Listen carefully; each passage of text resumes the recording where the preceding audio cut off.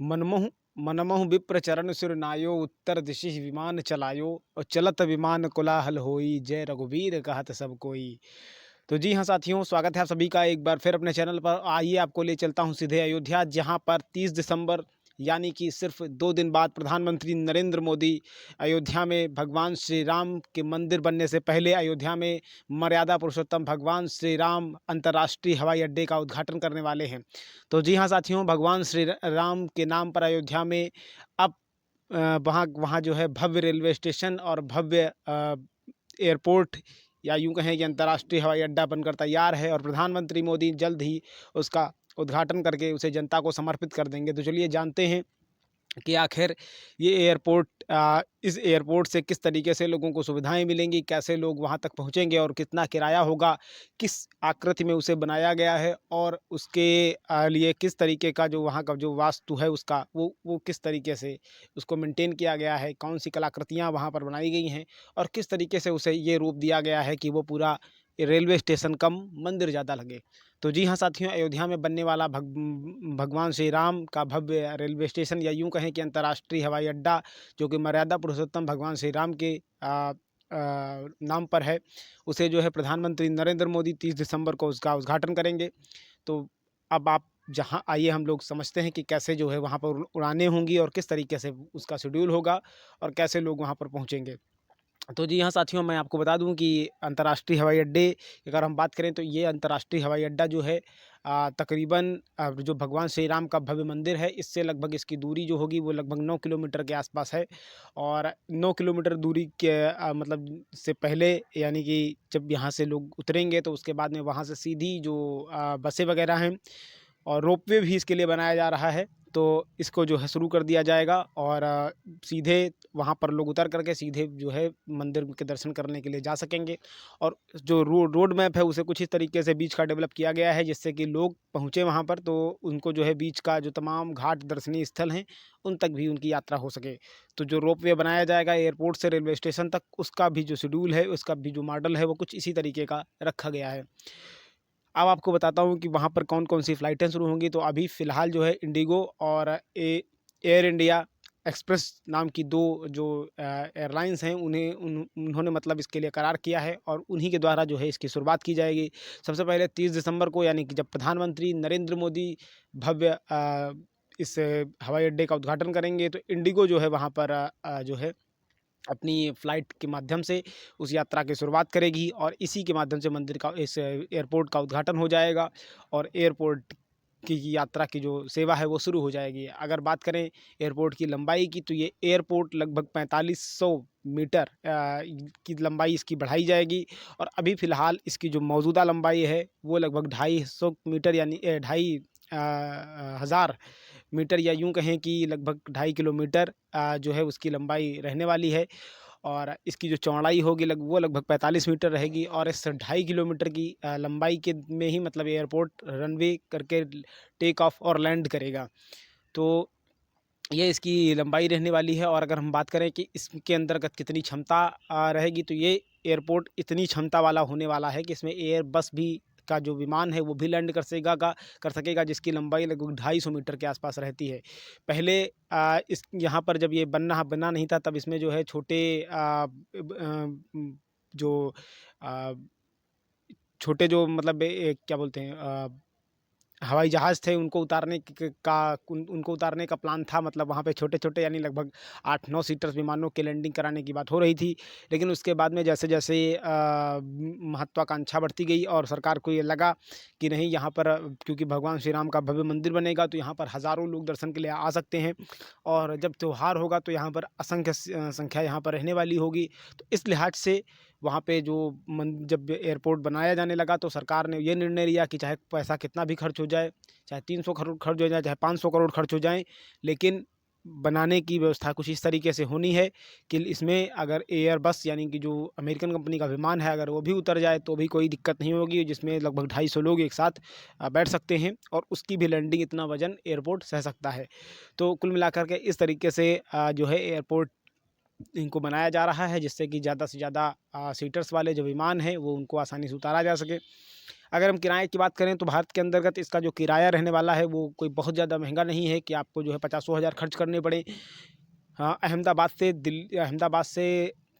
दिल्ली तक का किराया फिर भी ज़्यादा है, लेकिन अहमदाबाद से अयोध्या तक का जो किराया होने वाला है उसकी कीमत अभी मात्र 2900 रुपये के लगभग बताई जा रही है। और ये इसके अंतर्गत मतलब क्लास के हिसाब से हो सकता है इसकी कीमत जो है, जैसे कि जिस क्लास में लोग बैठना चाहें उस हिसाब से भी इसमें परिवर्तन हो सकता है। और ये लगभग जो है ये 2900 से 4000 के बीच में इसका किराया हो सकता है। तो अगर देखा जाए तो कोई भी बहुत महंगा नहीं है, क्योंकि अगर हम ट्रेन से भी आते हैं और उसमें भी अगर हम एसी मतलब जो स्लीपर और एसी का जो रूम है, अगर वो उसको हम बुक करते हैं तो कहीं न कहीं उसमें भी हमें ज़्यादा किराया देना पड़ता है और उसके लिए भी अलग से मतलब चार्ज देना पड़ता है और महंगा रहता है। तो उस लिहाज से अगर देखा जाए तो अहमदाबाद से अयोध्या तक का जो इंडिगो ने अपना किराया रखा है उसे कोई ज़्यादा नहीं रखने का प्लान है। और 30 दिसंबर को जब प्रधानमंत्री नरेंद्र मोदी उद्घाटन करेंगे तो सबसे पहले इंडिगो ही अपना मतलब जो है वो करेगी। इसके पहले यहाँ पर अभी बीते दिनों जब ट्रायल होना था, ट्रायल में सेना ने अपना विमान उतार करके इसका जो है ट्रायल कर लिया है और ट्रायल जो है वो सफल भी रहा है। इसमें यहाँ पर मतलब अयोध्या के इस एयरपोर्ट में जो चाहे वो सुखोई हो, चाहे वो सेना का मिराज हो, ये इस तरीके के भी एयरपोर्ट पर मतलब इस तरीके के विमान भी लैंड कर सकते हैं। इसे इस तरीके से बनाया गया है ताकि इसमें यहाँ पर कहीं भी कोई ऐसी दिक्कत ना आए, जिससे कि कभी अगर आपात स्थिति भी पड़ जाए, चाहे वो सैन्य स्थिति हो या कोई भी किसी भी तरीके की आपात स्थिति पड़ जाए, इमरजेंसी हो जाए, तो यहाँ पर इमरजेंसी लैंडिंग की स्थिति में कोई भी विमान आसानी से उतर सकता है। अब अगर हम बात करें एयरपोर्ट के डिज़ाइन की, तो एयरपोर्ट को जो है इस तरीके से बनाया गया है कि जैसे कि वहाँ पर उस एयरपोर्ट में मतलब जैसे हम किसी एयरपोर्ट में नहीं बल्कि भगवान राम के मंदिर में जा रहे हों और भव्य मंदिर में जा रहे हों, तो आपको शुरू में ही भगवान श्री राम के जो मूर्तियाँ हैं विशालकाय वो दिख जाएंगी। उसके बाद नागर शैली के अंदाज में मंदिर को बनाया गया है। उसकी जो छतें हैं, छतों का जो शेप दिया गया है उसे 7 स्टेप में उसको शेप दिया गया है और उसमें इस तरीके की व्यवस्था की गई है कि उसमें रामायण के जो 7 कांड हैं, चाहे वो मतलब बाल कांड से लेकर के उत्तरकांड तक उन सभी का दर्शन हो। तो कुल मिलाकर के इस तरीके से मंदिर को डिज़ाइन किया जा रहा है, जिससे कि उसमें जो है रामायण की जो झलकें हैं, भगवान श्री राम की जो यादें हैं, उनको स्पष्ट रूप से दिखाया जा सके। उनका जो जीवन जो सिद्धांत था उसे प्रदर्शित किया जा सके, ताकि लोग यहाँ पर आएँ और उनके जीवन से प्रेरणा ले सकें। तो कुल मिलाकर के करके मंदिर को जो है एक तरीके से यहाँ पर एक तरीके से मंदिर के स्टाइल में एयरपोर्ट को बनाया जा रहा है। और ऐसा लगेगा कि जब हम इसके अंदर प्रवेश करेंगे तो ऐसा लगेगा कि बिल्कुल हम किसी एयरपोर्ट में नहीं बल्कि भगवान राम के मंदिर में आ गए हैं। और इसमें जो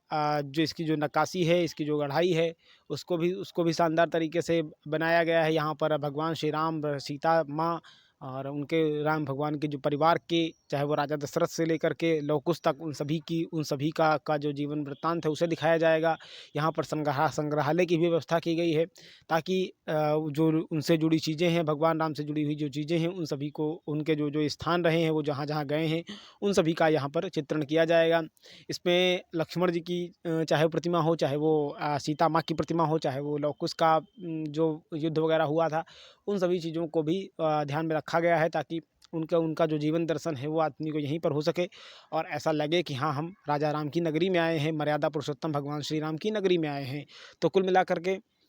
सरकार के जो पहले पूर्व जो मंत्री थे, पहले मंत्री जो थे नंद गोपाल गुप्ता जी, तो उन्होंने जब ये मंदिर का मतलब 2021 में जब मंदिर का डिज़ाइन तैयार हो रहा था, तभी उन्होंने कह दिया था कि खर्चा चाहे जो भी हो, मतलब इसमें इसकी लागत चाहे कितनी भी आ जाए, लेकिन मंदिर को बनाने के लिए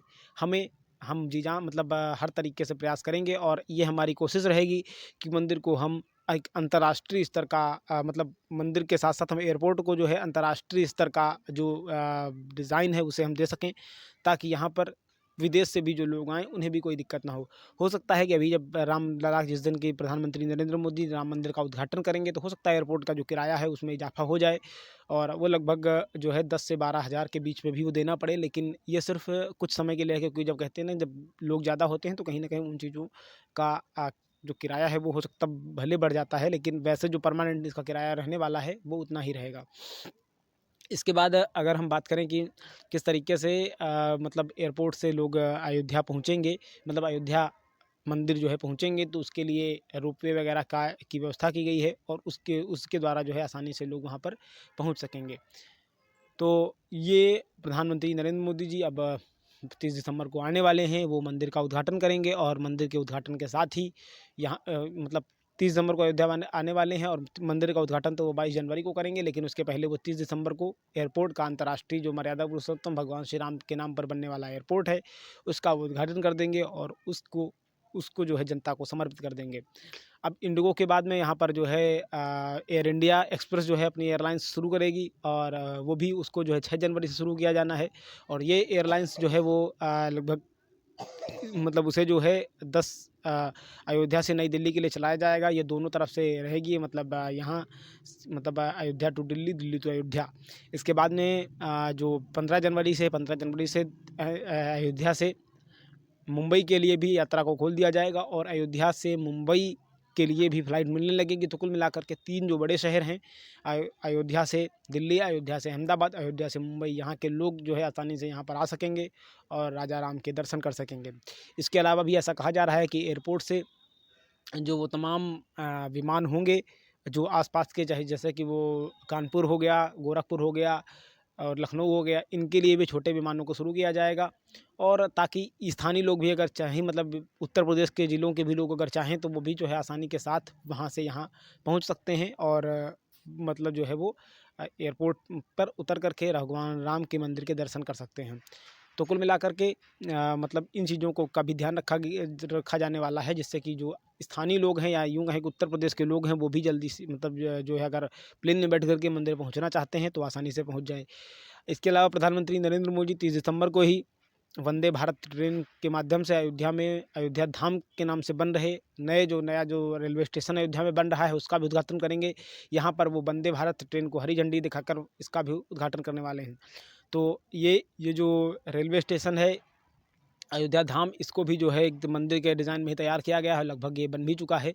तो और यानी कि 2 दिन बाद प्रधानमंत्री नरेंद्र मोदी इसको जनता को समर्पित कर देंगे। इसकी जो क्षमता है वो लगभग 50,000 यात्रियों की क्षमता बताई जा रही है और यहाँ से अब जो है सीधे दिल्ली तक, दिल्ली, मुंबई, अहमदाबाद और बड़े जितने भी शहर हैं वहाँ के लिए भी ट्रेनों को शुरू किया जाएगा, ताकि पूरे देश को इस केंद्र से जोड़ा जा सके और लोग जो राजा भगवान राम के प्रति आस्था रखते हैं, जो सनातनी समाज के लोग हैं, वो अगर भगवान राम के दर्शन करने देश के किसी भी कोने से आना चाहते हैं तो वो भी आ सकते हैं। और इसके अलावा जो है अगर हम एयरपोर्ट की ओर देखें तो वहाँ पर जो है मतलब अगर विदेश में देखें तो नेपाल से भी यात्रा को शुरू किया जाएगा भविष्य में। उसके अलावा जो अन्य तमाम ऐसे राष्ट्र हैं, चाहे वो ब्रिटेन हो, चाहे वो अमेरिका हो, चाहे वो पड़ोसी में जो है भूटान हो और चाहे वो श्रीलंका हो, तो इन देशों से भी भारत सरकार की योजना है कि वो जो है जल्द से जल्द फ्लाइट शुरू करे, ताकि जो है वहाँ के जो पर्यटक हैं या वहाँ के जो राजा राम को के प्रति आस्था रखने वाले लोग हैं, भगवान श्री राम में जो उनकी अगाध आस्था है, तो वो भी आकर के भगवान राम के दर्शन कर सकें और अयोध्या धाम में आकर के वो जो है भगवान राम का आशीर्वाद ले सकें। तो कुल मिलाकर के इस सभी चीज़ों को लेकर के तैयारियां तेज़ कर दी गई हैं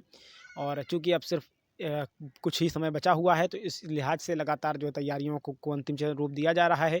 और अंतिम रूप देने के साथ साथ इन बातों का ध्यान रखा जा रहा है ताकि पर्यटकों को किसी भी तरीके की कोई भी दिक्कत ना हो। इसके लिए एयरपोर्ट से बाहर पार्किंग व्यवस्था हो या टॉयलेट वगैरह की व्यवस्था हो या फिर जो अन्य ठहरने की व्यवस्था हो, इस तरह की सभी चीज़ों को का पूरी तरीके से ध्यान रखा जा रहा है और ऐसी तमाम व्यवस्थाएं की जा रही हैं जिससे कि लोग अगर आएँ तो उन्हें मंदिर तक पहुंचने के लिए किसी भी तरीके की प्रॉब्लम ना हो। इसके लिए सरकारी बसों को भी लगाया जाएगा और सीएम योगी खुद इस पूरे की पूरे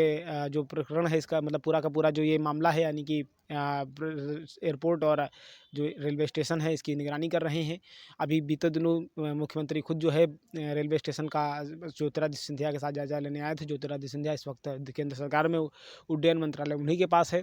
और नागरिक उड्डयन वो मंत्रालय संभालते हैं। तो फिलहाल सरकार पूरी ताकत से जुटी हुई है ताकि जल्द से जल्द मंदिर निर्माण से पहले ही जो तमाम फ्लाइट्स हैं और वो तमाम ट्रेनें हैं जो अयोध्या के लिए आती हैं, उनकी सुचारू व्यवस्था शुरू की जाए, ताकि जब अगर उस दिन भी लोग दर्शन के दौरान ही जब प्रथम पल के साक्षी बनना चाहते हैं, तो अगर उस दिन भी लोग आना चाहते हैं तो वो आसानी से अयोध्या आ सकें और रामलला के उस पवित्र क्षण के जो लगभग 500 वर्षों के बाद आने वाला है, उसके वो साक्षी बने और वहाँ पर जो है भगवान राम के दर्शन कर पाएँ। तो कुल मिलाकर के सरकार ने कमर कस ली है और उद्घाटन की तारीख से पहले ही एयरपोर्ट और जो रेलवे स्टेशन है इसे जनता को समर्पित करने जा रही है।